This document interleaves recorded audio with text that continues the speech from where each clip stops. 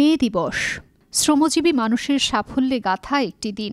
1886 সালের এই দিনে যুক্তরাজ্যের শিকাগোতে 8 ঘণ্টা কাজের দাবিতে আন্দোলনরত শ্রমিকদের স্মরণে বিশ্বজুড়ে পালিত হয় আন্তর্জাতিক শ্রম দিবস। চলমান রাজনৈতিক অস্থিরতা ও নানা আন্দোলন সংগ্রামের জন্য এবারের প্রেক্ষাপট সম্পূর্ণ ভিন্ন।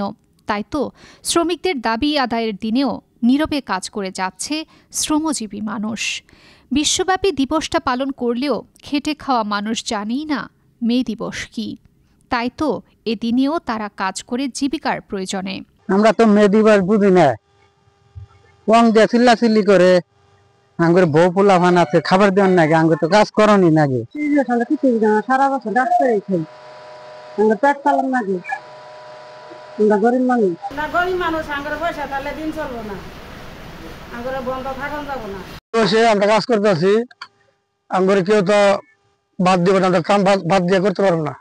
আমরা কাজ করতে হবে, আঙ্গুর পেটের দুঃখে কাজ করি আমরা, কেউ আঙ্গুরে উপকার করবো না। শ্রমিক যদি হয় শিল্পের হাতিয়ার, তবে অবশ্যই শ্রমিকদের স্বার্থ রক্ষা ও সুযোগ সুবিধা প্রদানে সরকার ও শিল্প মালিকদের এগিয়ে আসতে হবে, জানান সাধারণ শ্রমিক। আমাদের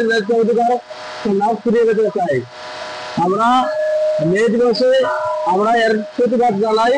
আমাদের ন্যায্য দাবি আমাদের সবসময় আমাদের কথা না আমরা বৃদ্ধি করতে হবে, আমাদের ন্যায্য মূল্য দিতে হবে। শ্রমিকদের অধিকার আদায়ে সকল শ্রমিকদের ঐক্যবদ্ধ হওয়া জরুরি বলে মনে করেন জামালপুর শ্রমিক দলের সভাপতি।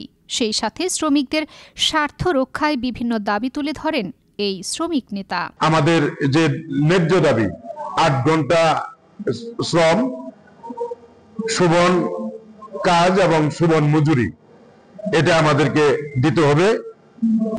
অবাধ ও গণতান্ত্রিক ট্রেড ইউনিয়ন অধিকার ফিরিয়ে দিতে হবে।